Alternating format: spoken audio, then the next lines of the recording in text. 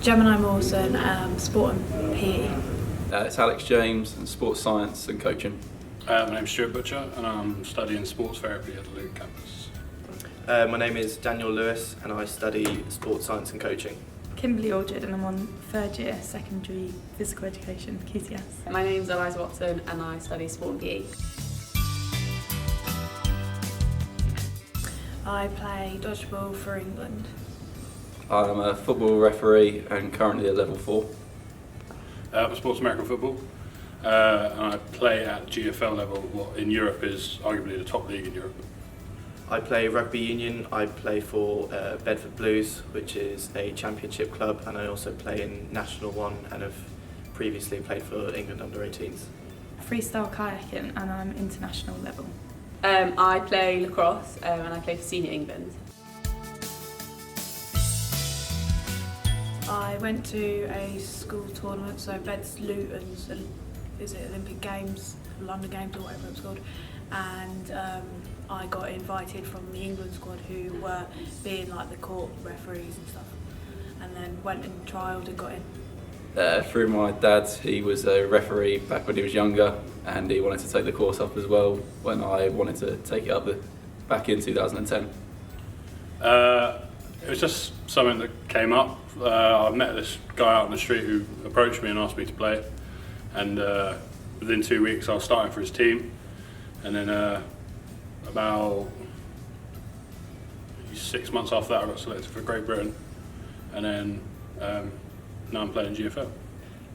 Actually used to do trampolining with my brother and we kept on getting injured, so my mum had enough, so she's going to find something safer, so we joined the local rugby club.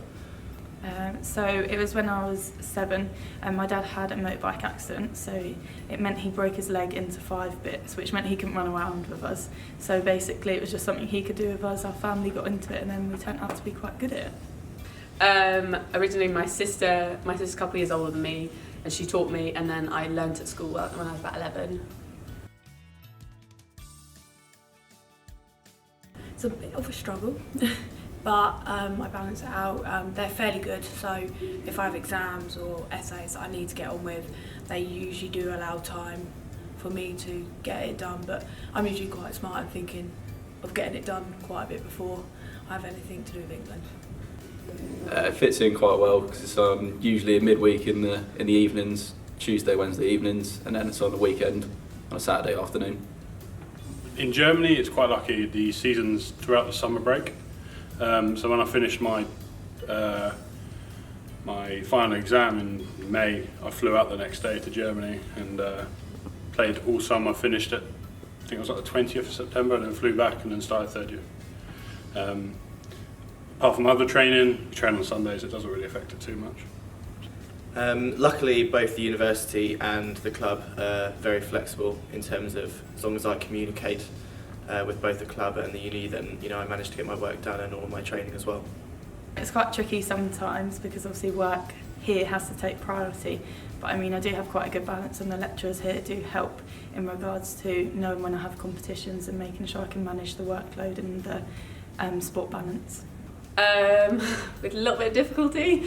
My sport tends to be on the weekend, which is quite nice, and it's just a couple of training blocks during the week, but luckily it does sort of manage in. I don't have as busy timetable as I probably should have.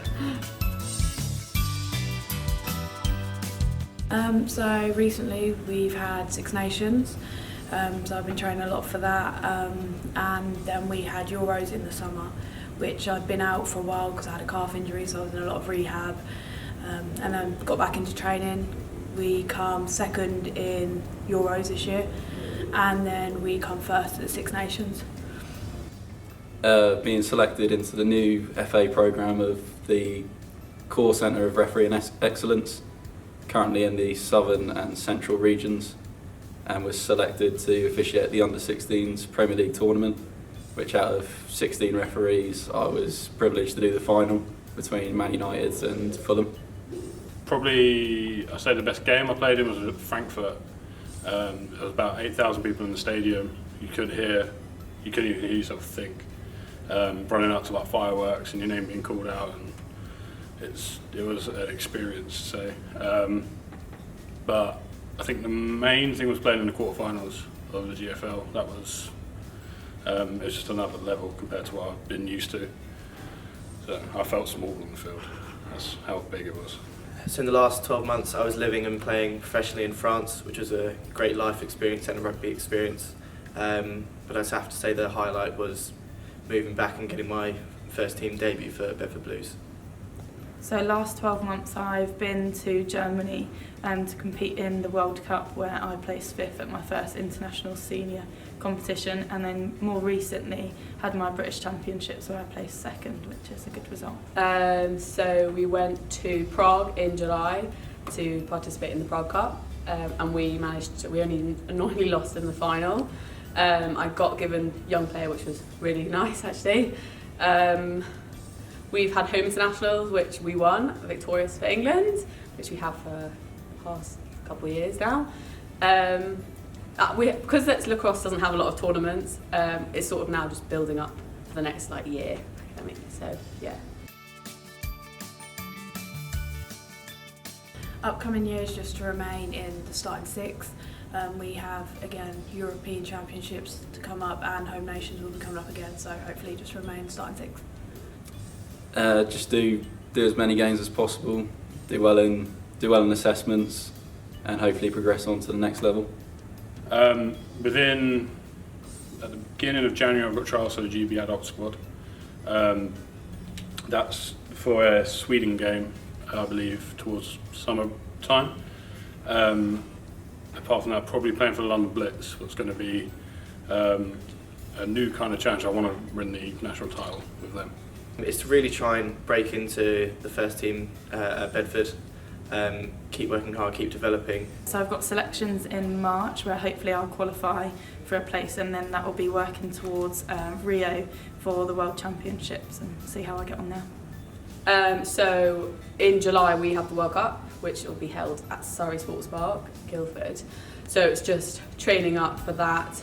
We've got a tour. We're going out to America in February maybe, and then we've got home internationals again in April, and then a couple of the nations are going to come over as a warm-up World Cup sort of thing in June, and then World Cup in July.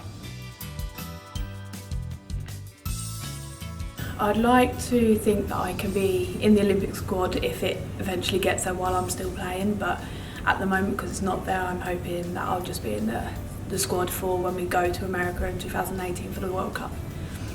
Definitely to try and go as far as possible. Definitely probably a minimum to hit the Football League. I'd like to go to college in America, even if it's for a year or two. That would be the overall ambition. With that, if I do make that, obviously I want to get into the NFL, I want to get into CFL, or Canadian football, and get paid to play, to live. Otherwise, if I can't make it, I'll stay in this country and try and promote the sport. Go into coaching, going to try and boost it, try and get more people playing it, because at this present moment not a lot of people really play it. It's still an amateur sport in England. You know, if possible, and if I was lucky enough, ultimately I want to make a career out of it, which means to keep playing at a high level, hopefully championship, hopefully one day premiership, and just to keep injury free and play week in, week out, and try and make a living if possible. Kayaking's in the process, or freestyle kayaking's in the process of getting Olympic recognised, so being part of that would be good. Coaching it to more people and getting people involved, and then getting a world or European recognised level medal, I guess, at senior level rather than junior. Ideally, I'd like to keep playing for the next 8 years, hopefully. So do 3 World Cups. Hopefully, I'm aiming for. I'd really like to captain it. I'd love to captain England side would be unbelievable. But yeah, just keep going. I really enjoy it, making lots of friends, and it's a great way to spend time. It will allow me to go to gym, because with the scholarship it comes with the free gym, makes it easier for me, and it's on campus, which means I can fit it around my studies. It helps to buy kit for the England squad because it's not free and it's not cheap, and also travel expenses and anything like we're currently on a strength and conditioning programme, which obviously costs quite a bit because we're not funded, so it's self-funded, and if I didn't have the scholarship I would struggle to pay for most of what I'm doing. I think the backing of the university will help with opportunities to use the gym and the strength and conditioning unit to aid my fitness levels. It will help me to actually afford travel to get to and from training. It could help me with a new helmet because my helmet's a bit broken, but it's just going to overall help everything for the sport. I need to run, I need to pay for subs, I need to pay for my kit, I need to pay for travel, I need to pay everything, to be honest. So that grand really does help me out. Oh, it's massive, you know, so it also really opens up that door to sort of starter coaching aspect of things, which I'm really interested in as well. So getting to sort of help out sort of the Bedford Uni rugby team, but also just that extra exposure really helps. And obviously the extra funding's massive in terms of equipment, what it can do for your sport, travel, everything. Funding wise, just being able to means I don't have to work as much, so I can dedicate my time to training, and it pays for the cost of me getting to training because it is such an expensive sport, and I can only train in London or Nottingham, it's the travel expenses to get to there and the equipment. It will give me gym membership, so the support I need to get prepared for the World Cup. It'll allow me to buy a couple new equipment. I need some new sticks and boots ready for the World Cup, so I need to sort of get them now-ish ready for warming up, getting them ready. I think it's just such an honour. It's so lovely to be awarded again, so yeah.